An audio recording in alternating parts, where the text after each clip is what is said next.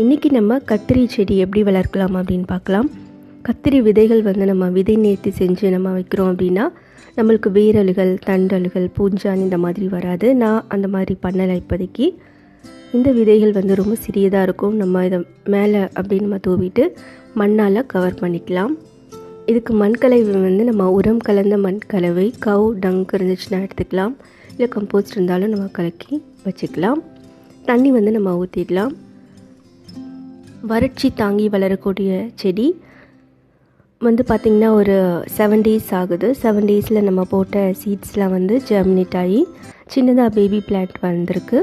ஒரு 20 days நம்ம இதை அப்படியே வச்சிடலாம். அதுக்கப்புறமா நம்ம வேற ஒரு பேக் இல்லைனா பாட்ஸில் வைக்கலாம். இந்த சீட்ஸை நம்ம டைரெக்டாக சாயில்லையுமே நம்ம வந்து போடலாம். நம்ம இப்போ டெரஸில் வச்சுருக்கிறதுனால இந்த க்ரோ பேக்கில் வச்சுருக்கோம். நிறைய செடி பக்கத்துலேயே இருந்துச்சுன்னா அது வந்து நல்லா இருக்காது. அதனால் நம்ம வேறு பாட்லலாம் நம்ம மாற்றி வைக்கணும். இதில் நிறைய ரகங்கள் இருக்குது. நம்ம வந்து சீட்லிங் ட்ரேஸ் கூட யூஸ் பண்ணி நம்ம சீட்ஸ்லாம் ஜெர்மினேட் பண்ணிட்டதுக்கப்புறமா நம்ம வந்து மாற்றி வச்சுக்கலாம். இப்போ ஒரு 20 days ஆயிடுச்சு. நம்ம இந்த பிளான்ட்ஸ்லாம் எடுத்து நம்ம வேறு ஒரு பேக்ஸில் வைக்கலாம். நிறைய செடி இருக்குது. நம்ம சாயிலில் வச்சுருந்தோம் அப்படின்னா நம்ம தள்ளி வச்சுருக்கலாம். நம்ம இங்கே மேலே டெரஸில் வச்சதுனால என்னால் முடிஞ்ச அளவுக்கு ஒரு க்ரோ பேக்ஸில் தான் நான் வச்சுட்டேன். கார்டனிங் டூல் யூஸ் பண்ணி நம்ம அதை எடுத்து எப்படி வேறு இதில் வைக்கலான்னு பார்க்கலாம். நம்ம ரொம்ப சாஃப்டாக ஜென்டிலாக நம்ம அதை எடுக்கணும். ஏன்னா ரூட்ஸ் கீழே எந்த டேமேஜும் ஆகாத மாதிரி நம்ம மெல்லமாக அதை எடுத்துக்கணும். பார்த்திங்கன்னா ரூட்ஸ் நல்லா வளர்ந்துருக்கு. நல்ல ஹெல்த்தியாக இருக்க செடியாக நம்ம எடுத்துக்கலாம். நம்ம க்ரோ பேக்கில் ஒரு 2 செடி மாதிரி நம்ம வச்சிடலாம். உங்களுக்கு நீங்கள் வேணும்னா யாருக்காச்சும் இந்த சின்ன செடியை நீங்கள் வந்து கொடுக்கணும் அப்படின்னா கொடுங்க. நம்ம மண்கலவையில் எப்போவுமே கொஞ்சம் நல்லா கம்போஸ்ட்லாம் சேர்த்துக்கலாம். நீம் கேக் இருந்தாலும் நீங்கள் சேர்த்துக்கோங்க. இப்போ நம்ம இந்த செடியை உள்ள வச்சிடலாம். ஒரு பேக்கில் நான் 2 செடி வச்சிடுறேன். ஏன்னா நம்மள்கிட்ட நிறைய ஸ்பேஸ் இல்லை, நிறைய பேக் இல்லை. ஒரு சின்ன பாட்டில் கூட நீங்கள் வந்து இதை வைக்கலாம். இதை வச்சிட்டதுக்கப்புறமா நம்ம அதில் வாட்டர் வந்து போட்டுக்கலாம். இது ஒரு சின்ன க்ரோ பேக் தான். இதுலேயுமே நான் 2 செடி வச்சிடுறேன். நல்ல ஒரு ஃபுல் சன் இதுக்கு தேவை. நல்ல ஒரு ஃபுல் சன்லைட் வர இடத்துல குறைஞ்சது ஒரு 6 to 8 hours சன்லைட் இருக்க மாதிரியான ஒரு இடத்துல நீங்கள் வச்சுக்கோங்க. நல்ல ஒரு டைரக்ட் சன்லைட் இருக்கணும். இப்போ நம்ம இதெல்லாம் வச்சிட்டதுக்கப்புறமா நம்ம வந்து வாட்டர் போட்டுக்கலாம். இது வந்து ஒரு லோ மெயின்டெனன்ஸ் தான். நம்ம நார்மலாகவே அது நல்லா வளர்ந்து வந்துடும். தண்ணி நல்லா ஊற்றிடலாம். இதோடைய ஹைட் வந்து பார்த்திங்கன்னா உங்களுக்கு ஒரு 60 centimeterலேருந்து ஒரு 120 centimeter வரைக்குமே இருக்கும். பார்த்திங்கன்னா செடி கொஞ்சம் வளர ஆரம்பிச்சிருக்கு. க்ரோ பேக்கில் இருந்தது. பெஸ்ட்டு வந்து பார்த்திங்கன்னா நான் ஏஃபிட்ஸ் எப்பயாச்சும் பார்த்துருக்கேன். நம்மளுக்கு அந்த மாதிரி இருந்துச்சுன்னா நம்ம நீம் ஆயில் ஸ்ப்ரே நம்ம யூஸ் பண்ணலாம். வாரம் ஒரு முறை நம்ம யூஸ் பண்ணிக்கலாம். நீம் ஆயில் வந்து நம்ம ஒரு 10 ml நம்ம 1 liter வாட்டரில் போட்டுட்டு லிக்விட் சோப் அது வந்து நம்ம ஒரு 2 drops போட்டுட்டு நல்லா மிக்ஸ் பண்ணிவிட்டு அதை நம்ம வந்து இலைகள் மேல் கீழ்ப்பக்கம் வந்து நம்ம ஒரு மாலை நேரத்தில் நம்ம ஸ்ப்ரே பண்ணிக்கலாம். இப்போ வந்து பார்த்திங்கன்னா பூக்கள் வந்து வரப்போகுது. பூக்கள் வந்து வந்தாச்சு. இதோடைய பூக்கள் வந்து பார்த்திங்க அப்படின்னா நம்மளுக்கு இது வந்து செல்ஃப் பாலினேட்டட். இந்த பூக்கள் வந்து காய்ந்து விழுகாமல் இருக்கணும் அப்படின்னா நம்ம வாட்டர் வந்து ரெகுலராக போடணும். நம்ம தண்ணி சரியாக ஊற்றலைனாலும் பூக்கள் வந்து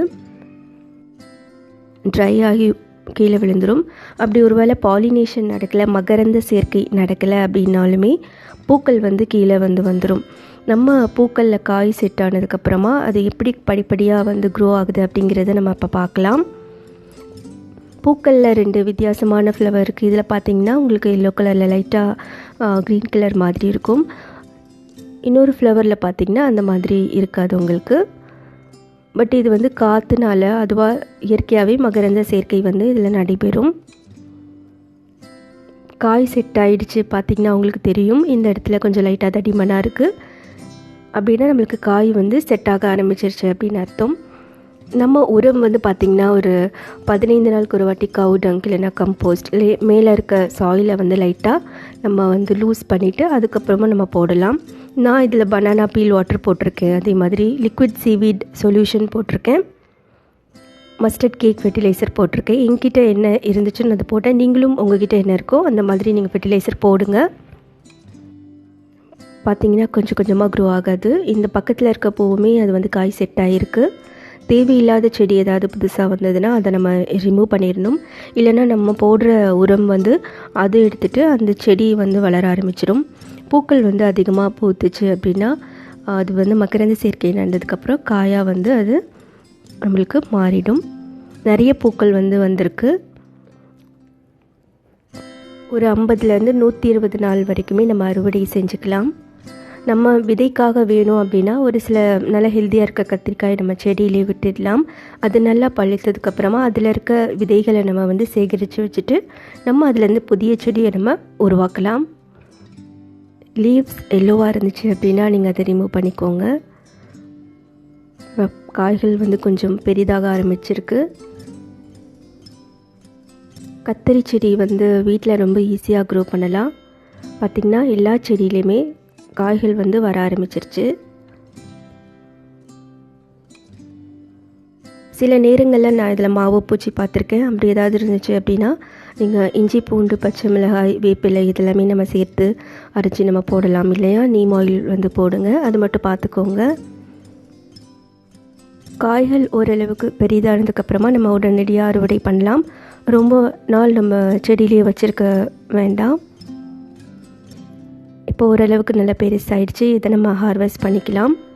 நம்ம வந்து இதை அப்படியே ஒரு கத்தியில் வச்சு நம்ம கட் பண்ணி எடுக்கலாம். ஏன்னா ரொம்ப கஷ்டமாக இருக்கும் இது எடுக்கிறதுக்கு. நீங்கள் வந்து அதை இழுத்து நீங்கள் வந்து எடுக்கணும் அப்படின்னு நினைக்காதீங்க. கத்தியில் நம்ம வச்சு இதை கட் பண்ணி நம்ம எடுத்துக்கலாம்.